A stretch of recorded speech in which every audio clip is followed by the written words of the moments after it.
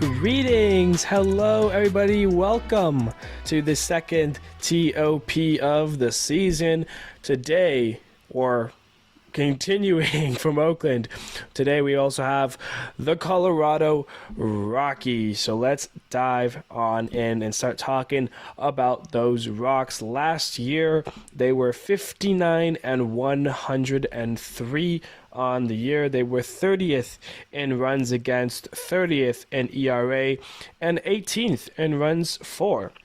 They finished 5th in the NL West, 15th in the NL, and 29th in Major League Baseball. Of course, Colorado Rockies play at Coors Field, known as the best hitters park in baseball, so they will give up plenty of runs, but they will score plenty of runs, considering how bad of a team they actually are.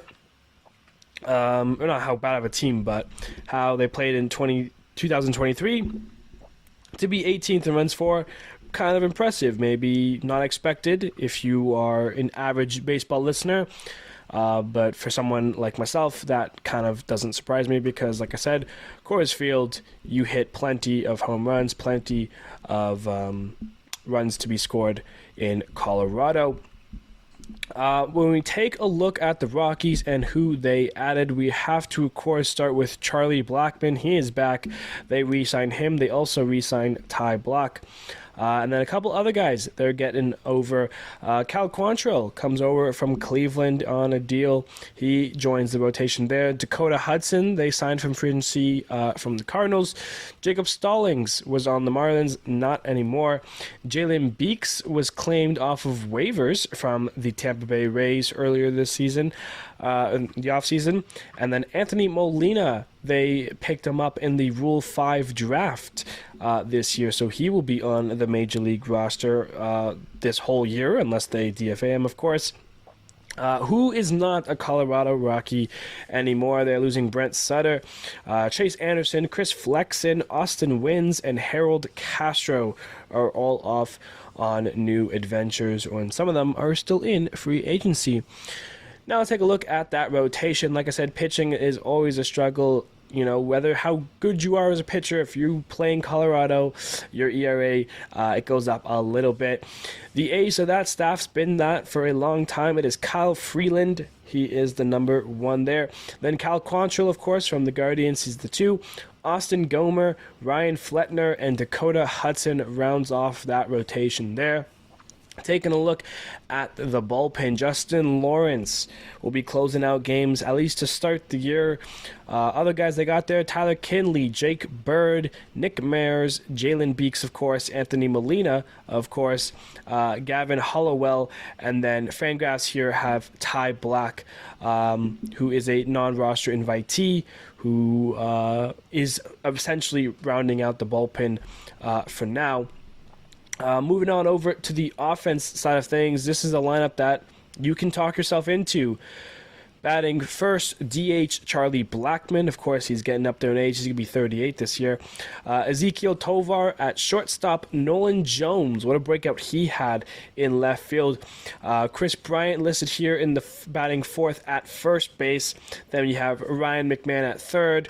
Brendan Rodgers at second, Sean Bouchard in right field, Elias Diaz, All-Star Game MVP last year, behind the plate, batting eighth, and then in center field, Brenton Doyle. The bench is kind of question marky right now. Jacob Stallings, of course, backup catcher, Ilarius Montero as a first base, third base option there. And then they have 2 guys here from the non-roster invitees, Bradley Zimmer, outfielder, and then Alan Trejo as well. So those are 2 guys who are technically not on the roster yet, but are essentially competing for spots, and according to Fangraphs, they think those guys are going to win it out. Of course, this is due to the fact that they have a couple pitchers on the IL. Daniel Bard, he is going to be missing some time here as he has a arthroscopic knee surgery. Definitely butchered that. Not in ER, not studying for doctories. He's expected to miss at least 4 weeks, which is why Justin Lawrence is taking over the closer role in the meantime. And then Herman Marquez and Antonio Santella, they both had Tommy John surgery, May, June, respectively, of last year. They're both questionable for 2024 as a whole. If either of them were to return, it would be towards the end of the year. All right, now, so let's take a look at this outlook for this Colorado Rockies in 2024. And like Oakland, it's going to be a rough year. But unlike Oakland, there is more promising things to note about your Rockies. Of course, like I said, when you go through that lineup, it is kind of a nice lineup. Brendan Rodgers in the sixth hole. He was a first-round pick back in 2015 that hasn't quite panned out, but to have him in the sixth spot still in your second base, it's still not an awful option. He's had really good games for Colorado. Has been a huge part of the Rockies the past 3-4 years now. Of course, the big story here, or at least the big player here, the guy to note, Nolan Jones. What a season he had. 2022, he was with the Guardians, and kind of had a struggle stint when he got called up towards the end of the year. Had a 681 OPS, 244 batting average, 21 hits. It just wasn't going well, so they trade him to the Colorado Rockies for Juan Brito, who is currently a minor leaguer in the Guardian staff. And Nolan Jones, last year with the Rockies, had an amazing year. 109 hits, 297 batting average, a 931 OPS. He finished fourth in the Rookie of Year voting, only played 106 games. I don't remember when he got called up or if he was dealing with injury, but he did miss about 60 games or so.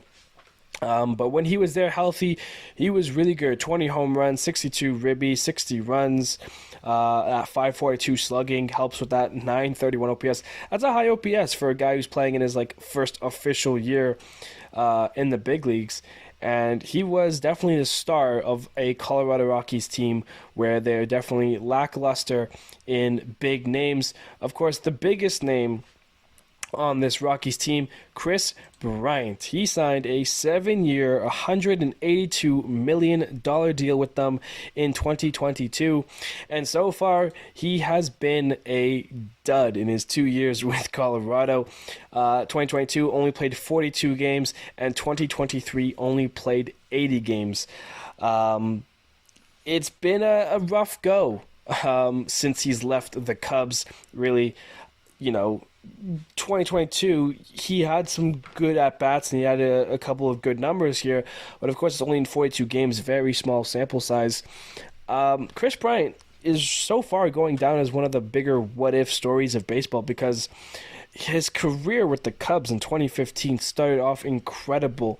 He wins the Rookie of the Year, he's an all-star, helps the Cubs win or get to the playoffs again, and in 2016, All-Star again, he wins the MVP and leads the Cubs to a World Series.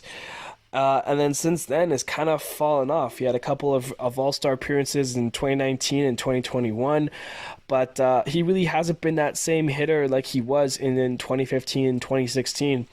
Last year with Colorado in those 80 games, had 70 hits, a 233 batting average, and a 680 OPS.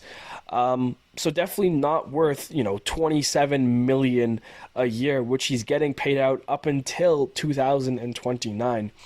So, for Colorado, a big thing, if you're going forward, if you're trying to have a good season here, is getting Chris Bryant right and healthy. What does that mean? Does it mean kind of like putting him in a position so he's not moving around as much?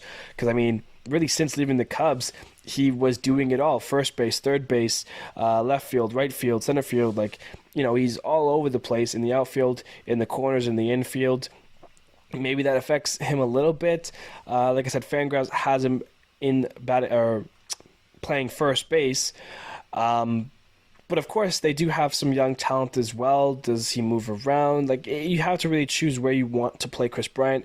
In my mind, outfield isn't the right spot. I feel like he gets more errors and has a lower fielding percentage in the outfield, so I would want to stick him, personally at either one of the corners, be it first base or third base.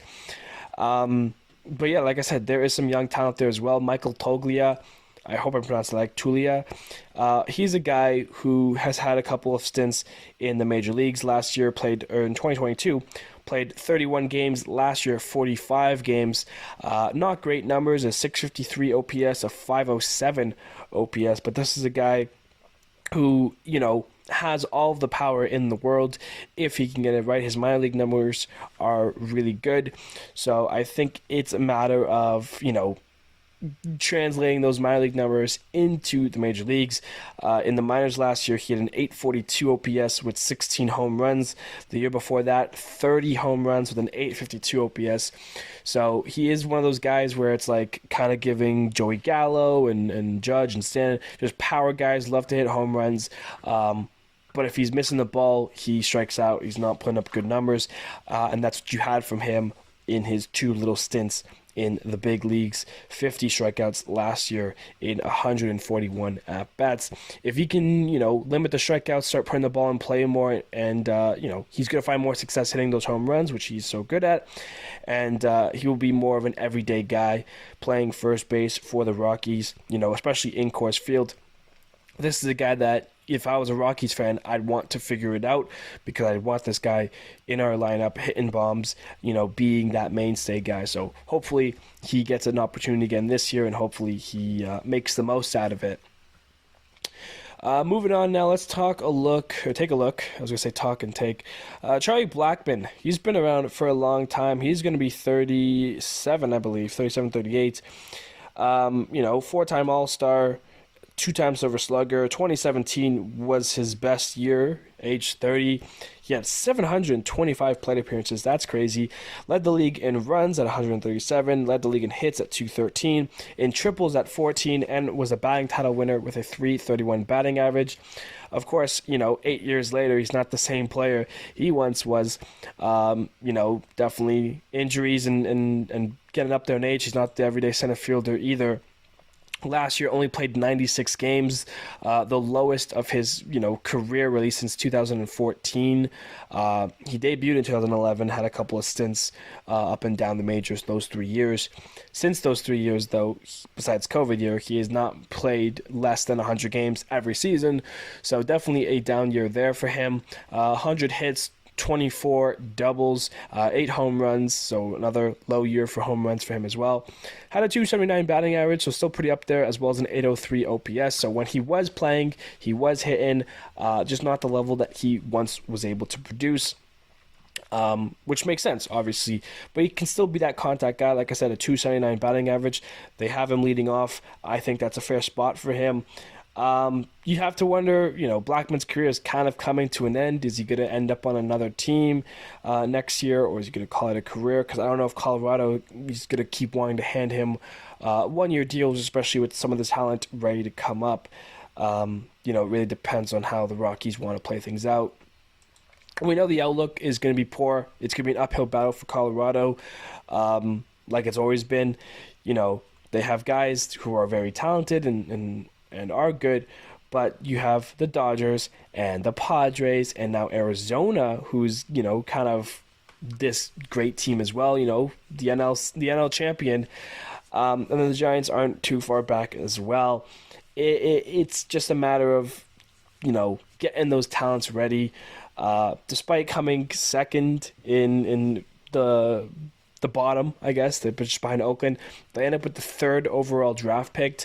I didn't mention Oakland's in their episode, but Oakland is actually going from first to fourth, so really tough there for Oakland with their draft pick. Colorado needs to make use of every opportunity they have to get players if they want to become a really good, watchable team. I'm not sure if I mentioned this already, but the free agents next year, Blackmon, Daniel Bard, so when he comes back from injury, he's going to be done. Elias Diaz is a free agent as well. Jacob Stallings, he's going to have a mutual option, so if both him and the Rockies accept that, he won't be a free agent, but if one of them turns it down, he will be a free agent. And then, of course, Jalen Beeks, they picked off waivers from Tampa Bay. He will be a free agent at the end of this season as well.